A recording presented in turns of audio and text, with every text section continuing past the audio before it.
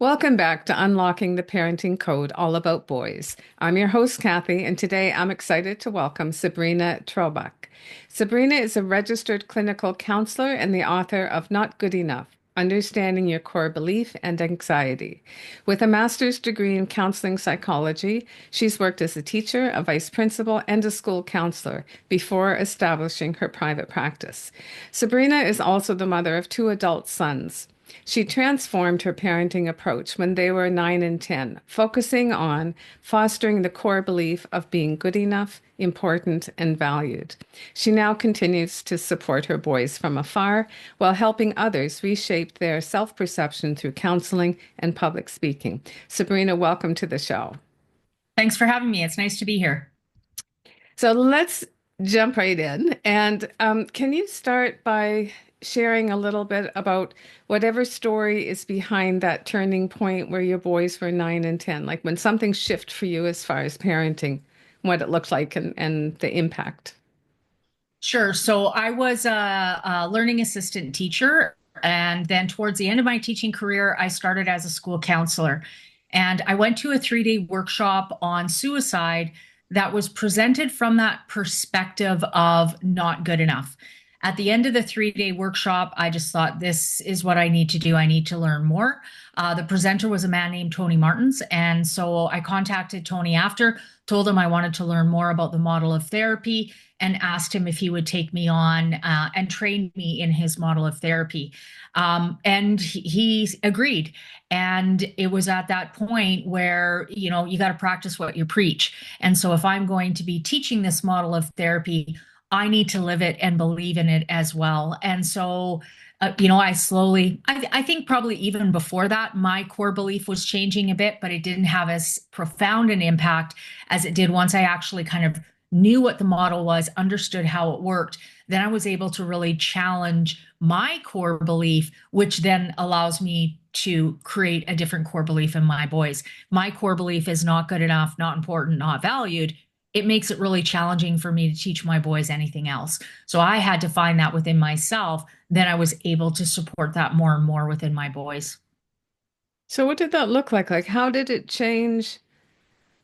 How did it change your relationship with your boys? What impact did it have, on the daily goings about of being a mom?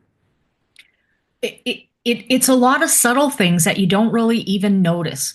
Being a parent and with my core belief not good enough, I didn't believe I was a good enough parent. And I was trained in education. I was a learning assistant teacher. I had a lot more skills than a lot of other people who don't have that training in parenting, but I still doubted myself. So I was needing to kind of prove that I was a good enough mom. Well, what does that look like? Doing everything for my kids, solving their problems for them, kind of, over parenting. Or then I would get frustrated and I'd kind of back right off. That was about me and my belief, not really about what was best for my boys. So being able to sort through and understand that, I was much more able to just be present and really look at what my boys need as opposed to what I need to get validated from them. I was more able to be present and figure out what they needed and help and support them. And a big part of that was also around the emotions. I didn't even realize we were supposed to really feel our emotions. They were just these kind of annoying little things that kind of popped up like dust bunnies, sort of things, and you just sweep them back and you're ready to go on your way. Understanding the importance of emotions, I was able to start talking more about emotions with my boys in a lot of different areas and a lot of like even just reading stories or whatever it might be, where we're able to talk more about those things. So they got more comfortable in being able to identify and feel their own emotions, which is huge for everyone in our society, but especially for men in our society. We're very much taught, suck it down, pretend it's not there, be tough kind of thing. So for them to be able to feel those emotions was a very significant piece for them in their kind of health journey as well.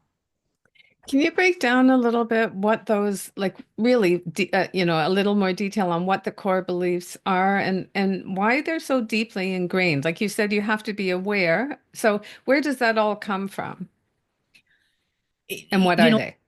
Right. And so it comes from just kind of hearing about it, right? I heard about it at the workshop. Before that, it never really clued in to me. As a counselor, when I'm seeing my clients, a lot of my clients are saying, oh, wow, yeah, that's what's been going on. But I never even knew that. I didn't even realize it was there.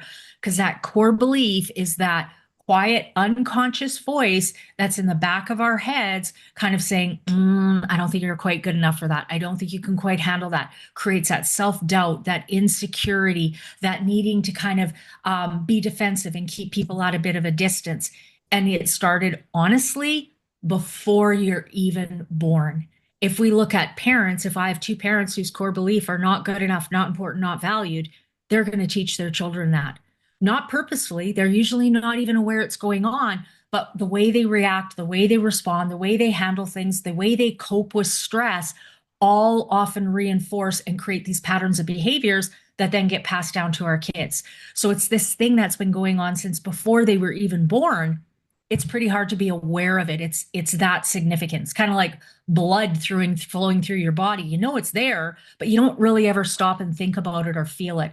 That core belief can be that significant is it's a major drawing force. We're constantly trying to prove to ourselves that what we believe about ourselves is true. So that core belief is always there, pushing our perceptions, our relationships, our connections, but it's often so unconscious we're not even really aware it's there. So it makes it really challenging to do anything about it. So it's interesting to me because one of the things most prominent in the work I do is talking about and recognizing unconscious gender bias. And again, it's one of those things until you are aware of it, you it's just it's not part of your it's not part of your world that you recognize, but it's always there and it underpins almost everything, every interaction that you have. So how much do you think like cultural masculinity shapes those core beliefs that you're talking about? I think pretty significantly in the idea of it being a social norm in itself, but also the social norm is what parents have as their norm, so they end up creating that social norm through themselves as well.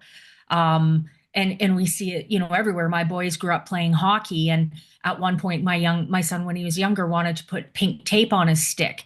And this was, 25 years ago, 20 years ago, and he got teased for having pink tape on his stick. And that was by another kid who, didn't understand why that was an issue, but his dad teased him about it or whatever it is. And so it just became this projection that just continued over and over and over again.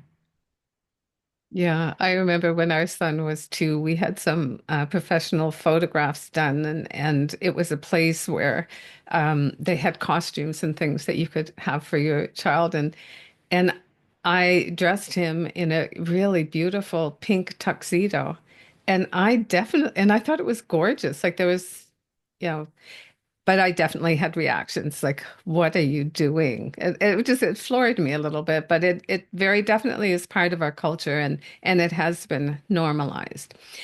So many parents struggle with helping their sons to express their emotions, like you were saying. And especially because in society they're taught, you have to toughen up your boys, don't let them show signs of weakness, or you will create a child, a boy who will be bullied, who will be teased, who will be ridiculed. And so, in order to kind of help him fit in with society, these norms are perpetuated.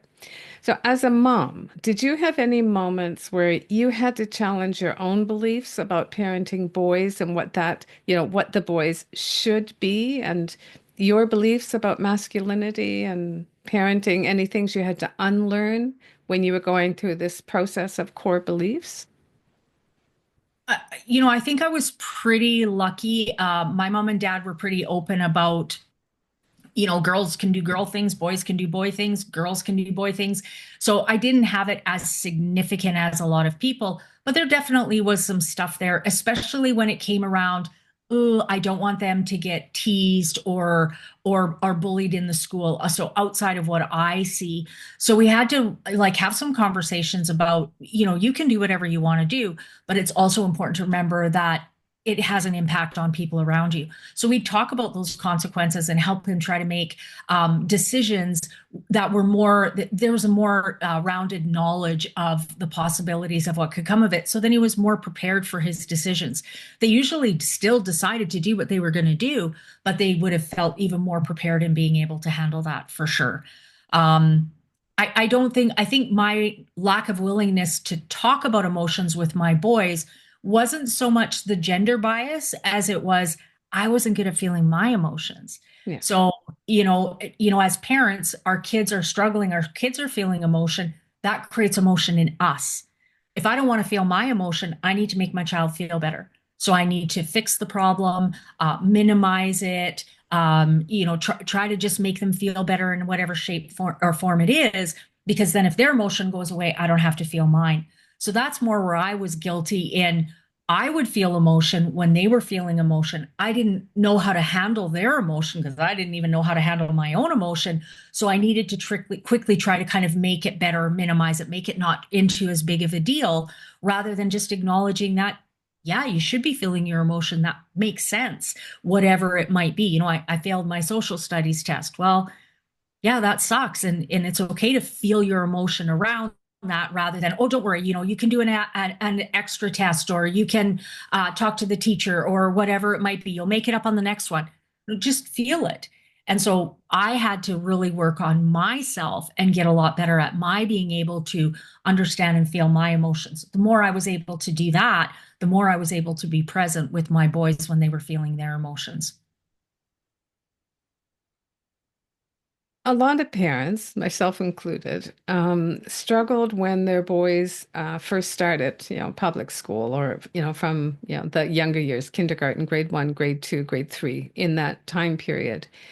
And part of it is the school system, the way it is. Part of it is a lack of understanding about how our boys, how they learn and how it's different than how little girls learn. But what I find still is that a lot of boys during that period, and I think it's because the environment in the school is the way it is, they they will take a kind of a nosedive in their self-esteem because they're not as good as the girls. They can't compete with the girls. Most of their teachers are female, so they're not relating that way, and their self-esteem can really take a hit during those times. Did you have any experiences like that with your boys? My boys did pretty good in school, but I definitely saw that a lot as a learning assistant teacher. Hmm. And I think a big one for that was just the movement. Yeah. Boys like to get up and they're physical and they like to be moving around, and sitting in a desk Yeah. for 5 hours a day, it just goes against everything. Whereas little girls, that's more kind of, again, social stereotypes of their place. So it's more comfortable. You go out at recess, you see the boys running around playing soccer, playing baseball, playing tag, and the girls are all sitting on the sidelines watching them, or, doing something, smaller physically. So I think that pigeonhole of you need to sit in your desk and do this makes it much more challenging for them to be able to really, for us to be able to even really understand what's fully there and what they're really capable of, because they're so busy just trying to keep their behavior under control and Yeah. their ants in their pants, that it's harder for them to then express the knowledge and the understanding that they really do have. Yeah, I know from being a classroom teacher as well, I would be astounded that the little boys, in my kindergarten class or, in the lower grades, they would go out for their, 20-minute recess and it would be constant movement.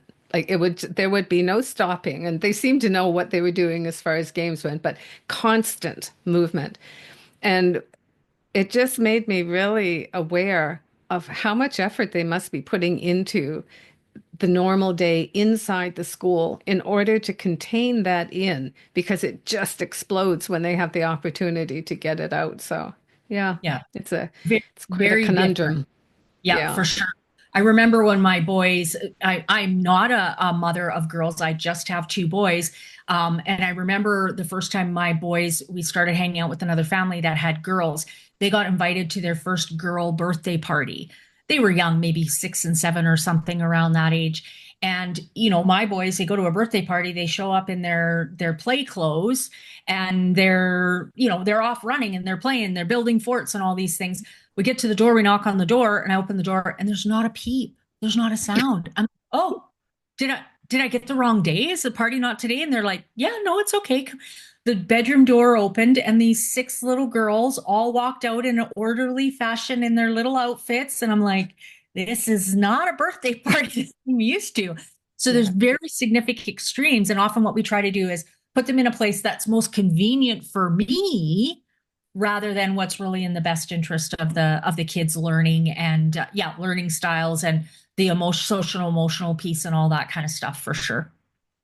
Did you talk to your boys about that? Because I had a similar experience, and once I became aware of some of the things connected with, um, gender, I did talk to him, because I would see situations like that where I would see another adult reacting to him as if there was something as if he was going to do something wrong, or as if, he was going to get out of control, and I remember, having conversations like that. And I do with kids in the classroom too, just to help them understand that, you know, there's nothing wrong with them. Like when you talk about, feeling worthy, or there's nothing wrong with them. But sometimes I think without having that validated, that there's nothing wrong with them, that they can really internalize that, and it has a very negative impact. What do you think about that? I agree. And, for my boys are very, very big. One is 6'2.5", and the other one is 6'4". They've always been very big and they're solid. And so they've always been, the biggest in the class, and that they are the more rough and tumble boys that are out running and playing soccer and all those kind of things. And so we did have to talk about other people's perceptions of them, even often thinking they were older than they were. They were, yeah, too rough, too tumble, they weren't good kids because they weren't, following every word and order that I gave. I didn't want, we had to have a conversation about that. I don't want you guys to obey me. That's not good. I want you to respect me, but teaching my kids to obey, well, then they're going to obey other people as well. I want them to think for themselves. I want them to challenge me and say, well, why are you putting that rule in place? Explain to me the importance of it. That was really important to me, that they had that understanding. They were learning how to become critical thinkers and problem solvers and not just regurgitating information that was being passed to them. Yeah, it reminded me when you were saying that, if there was one, really tip that could save you as a parent a little bit, is exactly what you're saying. I don't know when it was that I clicked into it or tried it and saw the success, and just made it part of my, parenting toolbox. But it was how when your child asks you to do something and it's not a good idea, and your first reaction is no, that's not happening. And again, wanting to not be, top down, and trying to encourage those thinking skills, those problem solving skills. So I would always ask him, I would say, I don't think this is a good idea, and these are the reasons for that. But I'm open to hear, that kind of like have a debate with me, show me, explain to me. And sometimes actually, I would change my mind because it made sense what he was saying, and I hadn't had that in my perspective initially. But that was something I thought that it just saved so many issues, because often he would, you know, logically change his own mind. Like when he had to go through the process, why is it not a good idea to go down to the river and make a boat with those two pieces of wood you've got?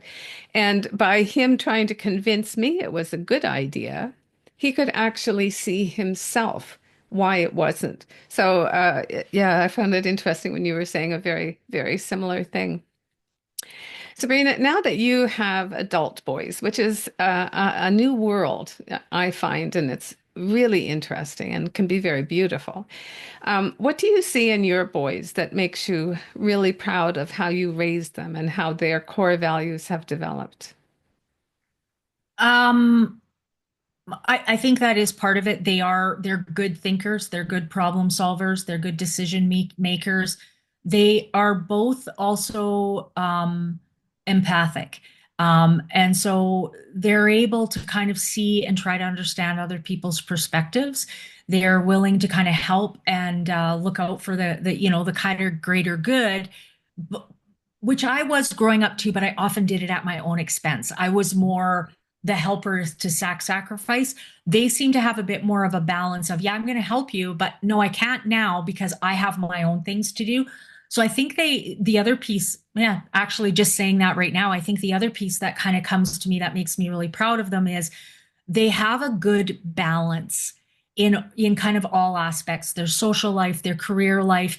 You know, my dad's generation, they worked. My boys work, they put hard work into their work, but they also take time for themselves. They've got a good balance in their socializing, their relationships, their work, their schoolwork, their academics and their sports. They've got a really good balance, which is something that I really haven't seen a lot of up until more recently. And I think we talk about the millenniums and how they don't want to do anything. But I do see that in some areas, but I also see that there is just a lot more balance where they're like, I don't want to work 10, 15 hours a day until I'm 75 years old and drop dead. I want to enjoy my life right now. And I think, yeah, that's probably a really good idea and much more of a balance than working yourself to the bone for sure.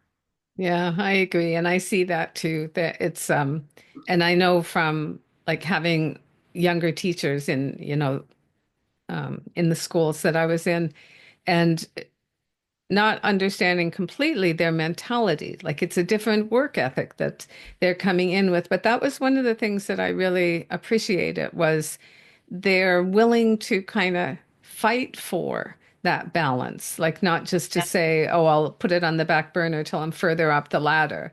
So yeah, I think that's a very healthy thing. If you Mhm. were going to talk to a parent who is raising a young boy today in this world, what's something that you would tell them that you wish you had known when your boys were that young that would help them out? So I think the first and the most important thing is work on yourself.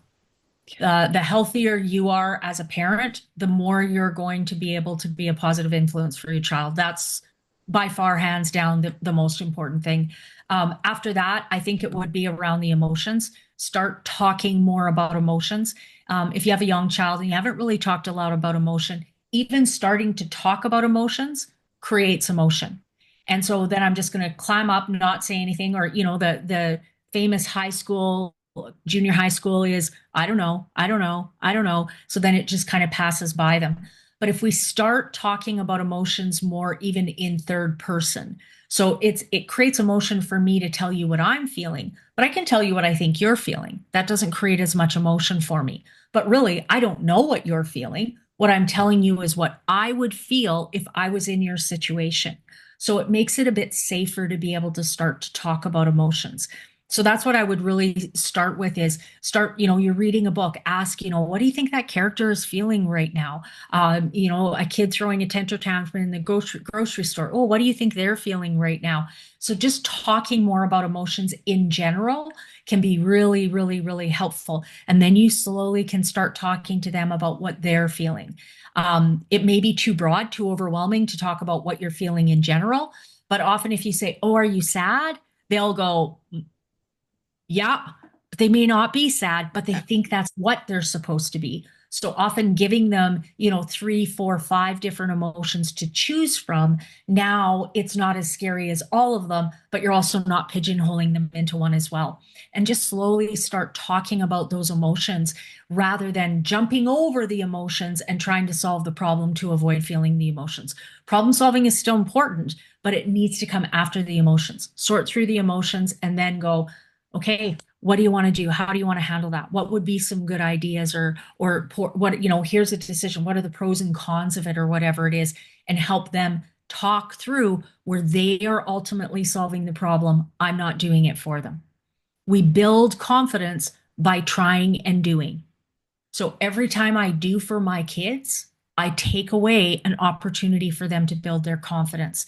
So I don't want to solve for them. I want to support them as they're figuring out how to solve. That's when they're going to be building their confidence.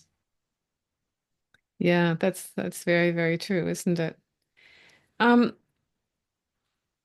okay, I wanted to ask you one question before I go into something else, but um, because you have the gift of the longer lens of looking at raising children, the same as I do, in your opinion, often people go through certain stages with their children and they think, oh, this is the toughest. This is, and then they get to another stage and think, oh, wrong, that one was the toughest.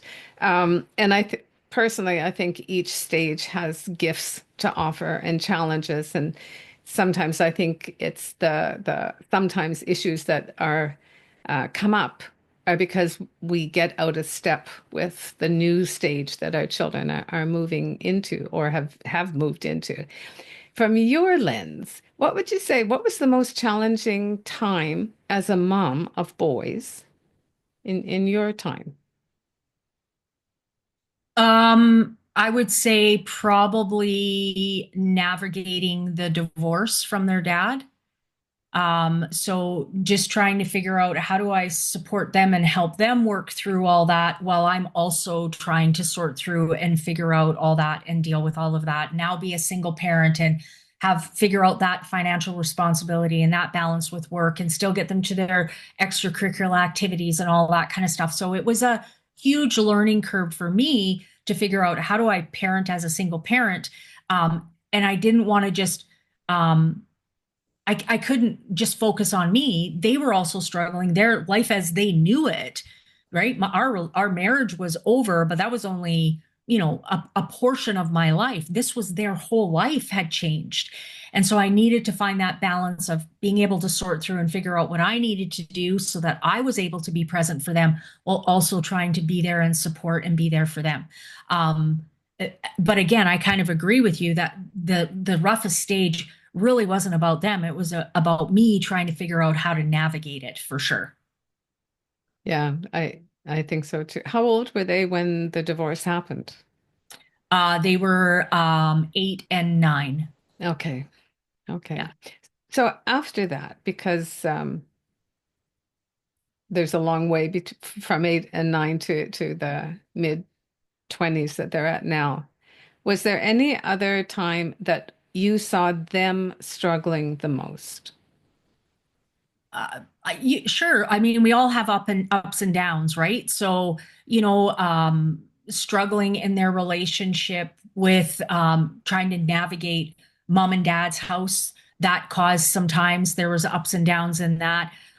Navigating relationships and breaking up with girlfriends, other friendships that were kind of changing. My one son moved away to go to university. My other son is still here. They had been away from me half their time and away from their dad half their time. They'd never been away from each other. So that was a piece for them as well. So, I think that's life. There's going to Yeah. be lots of ups and downs and ebbs and flows. And we've just gotten better and better at being able to kind of recognize it and talk about it and sort through it, where they're able to kind of feel the emotions that are there and kind of sort through it on the other side. So over time, those bumps have gotten a bit more smoother because we're navigating and managing them better, and they are getting better at navigating them themselves as well. What would you offer to parents? Like what are some what's a quick tip or a quick strategy that could have a big impact in like them raising their boys right now? One of the things I talk to my parents that I'm working with in my counseling is, what's your parenting goal? Most of us just react and respond in the moment. We think, I know what I don't want to do. I don't want to do what my parents do, but we actually don't have a goal. So actually sitting down and writing out a goal of what do you want your kids to be at the end of parenting? Write it down, stick it on the fridge. So you want your kids to be independent, confident, reliable, empathetic, being able to feel their emotions, whatever it is, write it down, put it on the fridge. And then every decision you make, look at that and say, is this decision I'm making right now helping me reach the goal? If it is, keep going forward with it. If it isn't, challenge yourself and change that, right? So I want my kids to be confident, independent, reliant. I'm yelling at them. That doesn't fit my goal. That's not helping me get there. So I need to stop. But so many of us we're just trying to survive and get through the day. We don't actually stop and think about what's my parenting goal. Sure, I might have a financial goal, a work goal, but parenting goal, we don't talk about that as much. But it is vital in giving you a bit of a direction so you know where you want to go and what you want to do. You can check every single behavior looking at that goal if you're meeting the goal or not. That's a really good point, a really good suggestion. Um, I remember, like when we were raising our son, not so much. Like I wish I had had that tip because I think I could have explored that a little bit as well. But I did make a conscious decision on, what was important for me to make sure my son, what tools did I want to make sure my son had so that he would experience success just as a human being, but especially as a male human being. And they were kind of generic. So because we we really can't foresee what the world is becoming for our children. So it was like, okay, stress. What do I want him to have in his toolbox? Well, I want him to love music and understand the power of music. I want him to understand the power of exercise to deal with emotions and love reading so that he can, do many, many, many things just by having a love of reading. But those were some of the core things. And those always helped me because, especially I think sometimes as parents, we can be overwhelmed with thinking, am I doing enough? You know, should I sign him up for this? Is he losing out because I'm not doing this? And maybe it's similar to setting your goals as a parent for how you want to parent. But for me, it was also setting goals for what I wanted him to have so that he would be, more successful in his personal inner life. Similar Yeah, for things. Yeah, exactly. No, and often it's kind of these things that we maybe even, if we stop and think about it, we know what we want, but they're always rolling around back here. And like you said, I'm always worrying, am I doing a good enough job? I'm so busy. I've got this, I've got this, I got this. So we forget about that goal. And so in the moment, we end up reacting rather than making a conscious decision on how I really want to handle that. So having that goal written out where you can see it, on your mirror, on your fridge, wherever it is, where you're looking at it regularly helps you slow down and think through those decisions where we typically just react and hopefully make a more conscious decision. And I Yeah. can also react and then go, oh, geez, that didn't meet my goal. And I can go back and say, you know what? I didn't handle that very well. Yeah. I should have done something different in that situation. And that's part of my goal is teaching my kid responsibility. I want my child to see, oh, my mom screwed up. She made a mistake and she was okay to come and own it to me and say, I screwed up. I shouldn't have done that. That's an important lesson for him to learn as well. So even though I didn't follow my goal, how I respond can also still help me meet that goal. Yeah. It really is about being intentional, isn't it? Absolutely, for sure. Yeah. If you don't mind, I'd like to just just for a few minutes, look at masculinity and males through the lens of your profession. So I remember when we were having a conversation earlier, you pointed out that because I have this image of, a typical man who is not reaching out for emotional help, is not going to the therapist, is not, dealing with those emotions that are, impacting the quality of their life.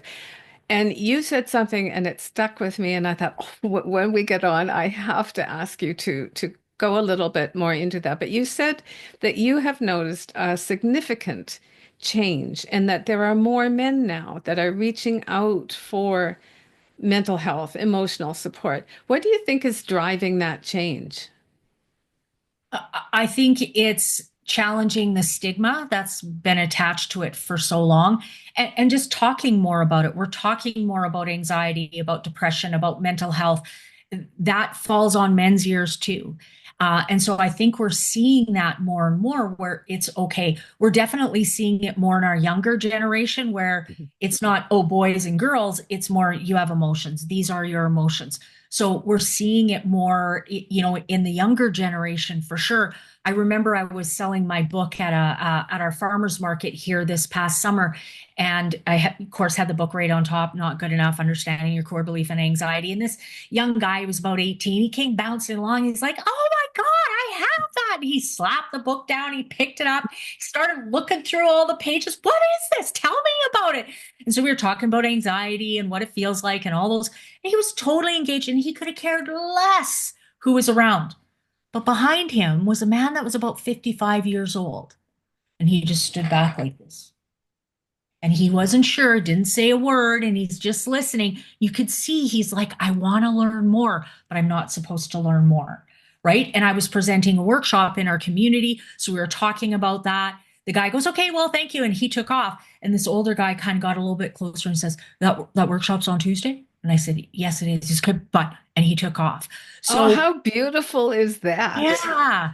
So once they get, and that's what I find, like, what, when I first started my practice in 2010, I was lucky if I had 20 to 30% men that came in as clients. The vast majority were there begrudgingly because their wives, made them come into counseling. They wouldn't sit in my waiting room. They'd have to, they'd park a block or a block and a half away from my office, come running in with their hoodies up. But usually within 2 or 3 sessions of them gaining an understanding, they would be like, give me your business cards. I got to tell all my buddies about this. And then it was like they broke free from that stigma, and they were just so open to learn and figure out what they needed to do. Now I'm about 50-50 for men and women. And it's men calling and just saying, I want to work on myself, whether they have a partner or not. They're coming more on their own because they're starting to understand now that they don't have to live up to that stereotype. They can choose to work more on their own mental health. Well, I would think, I don't know how small your community is, but I would also think that I would think the reason you're getting more men reaching out to you is because they've heard you get them. So you're not perpetuating the stereotypes, that you're not just doing something superficial, that you do understand and you can give them support. So I think that's very exciting. It is. And the model that I practice is different from a lot of counseling. So my counseling is not all, sunshine and rainbows and unicorns and, oh, it's going to be okay. I challenge, I question. We talk about science, what's happening in your body physiologically when you're going through anxiety. Let's make a chart of what your symptoms look like. So it's very kind of fact and science based, which men appreciate, and they like being able to take that tangible information home. So they do find it often it fits their needs for learning as well. It is more kind of a science-based approach where we're challenging our thoughts and looking at things in a bit of a different perspective for sure. Wow. But what are some of the common themes or some of the common core beliefs that the men that you're seeing are coming in with? A lot of not good enough for sure. Mhm. A lot of anxiety masked as anger. Yeah. And so, I always say we don't really have an anger issue. We have an anxiety issue that we are masking and covering up with anger. So what we say about anger is not a standalone emotion. There's other emotions underneath the anger that I don't want to feel. Well, if I'm a man and I've been brought up being told that I'm not allowed to feel anything, and anger is something I am more allowed to feel. It's more socially acceptable to feel mad than any other emotions. Then whenever I start to feel anything, I'm going to switch it over to anger. And so anger works in pushing that emotions down. But also if my anxiety is going up, I get angry, people back off and leave me alone. So now my anxiety goes back down. So it becomes a very significant tool that we see a lot of people using. So we often see a lot of that piece that's there as well.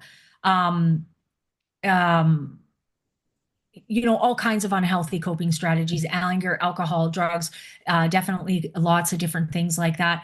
often feeling very unheard and very unappreciated by their wives. And interestingly enough, when I talk to the wives, they often feel very unheard and unappreciated. Mhm. So we end up kind of creating this same dynamic where they're both often feeling the same thing, but just coming from two very different perspectives.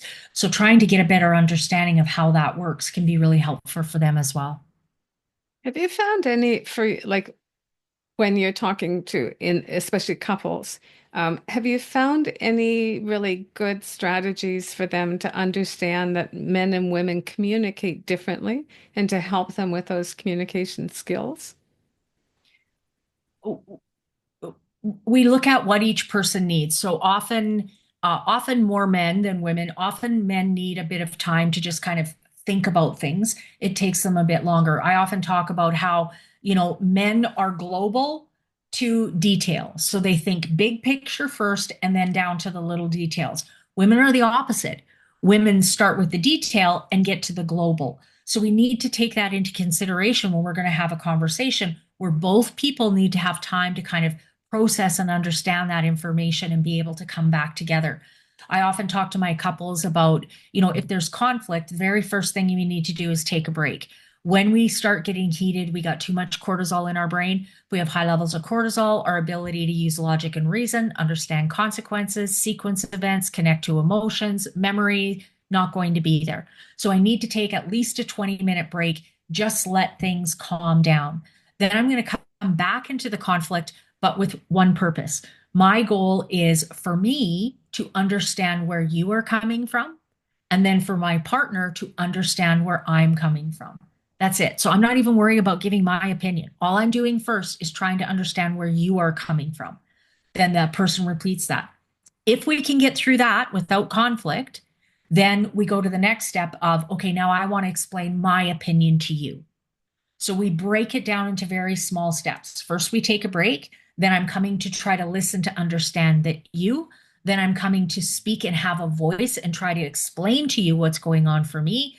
And then the third part is, okay, so how do we work this out? What do we do here? How do we find a place that's maybe in the middle where both are kind of being understood to some degree? So breaking it down into really small steps often creates that. We often go into it, I'm going to convince you, convince you, convince you. But when the very first step is my goal is to understand you, it changes that whole dynamic for sure. Boy, doesn't that transfer beautifully into parenting? Yes, for sure. Like really, that's everything you were saying. It was like, wow, that would be a beautiful way to, interact with your child. Yeah, that's if there's conflict, whether whoever it is, whether it's a boss and your staff or parents and kids or siblings, whatever it is, that is a really good process to go through where it just breaks it down. Sometimes it may take 2 or 3 days to get through all of that because it creates stuff. That's okay. Take another break, let that kind of process, think a bit about it, and then you come back again and try to work on it a bit more. The more you do it, the better you get at it. Yeah, yeah. Well, very interesting stuff. I love the conversation. Before we end, I always ask my guests two questions, just kind of for fun. And the first one is, what would be the title for a movie about your life up to this point? And then what would the summary or synopsis be? Um, the title would probably be Never Stop Learning. Mhm. And the synopsis would be I'm always trying to learn new things.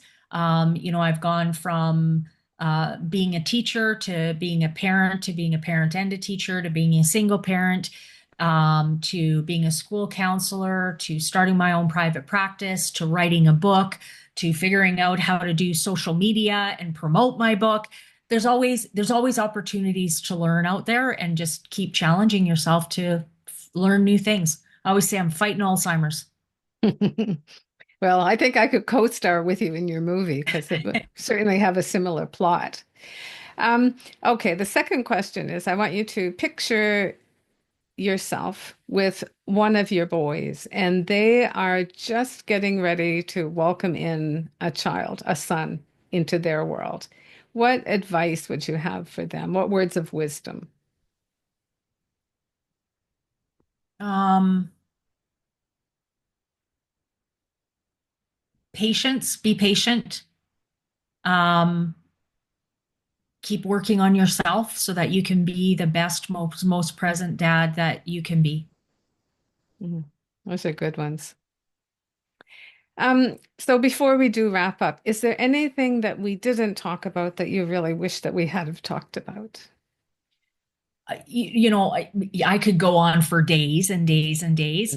Mm. My book does talk a lot about that core belief, how it's developed and changed over the years. Talks about anxiety, how anxiety happens in our body, what's going on physiologically, strategies. There's a whole bunch of stuff out there that can definitely be of benefit. And I just think, I mean, whether it's my book or something else, engage, learn, constantly try to figure out new things, try to understand at a bit of a deeper level what's going on, why you're doing what you're doing. Everything we do for a reason. The more you understand why you're doing it, the more empowered you're going to be in making changes. So where can people find you, find your book, find Sure. So connect?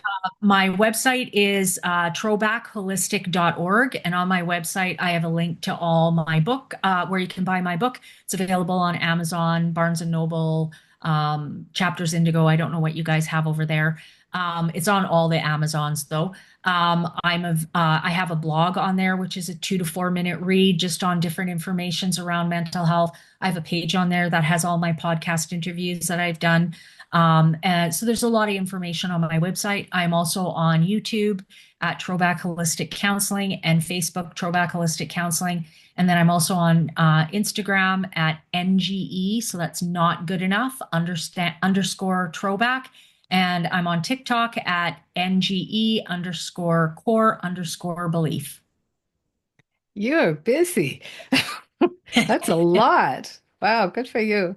Well, I'll make sure that all of that is in the show notes, and I do hope that people explore your work. And I find especially, I find it especially valuable when people go in and read those blogs.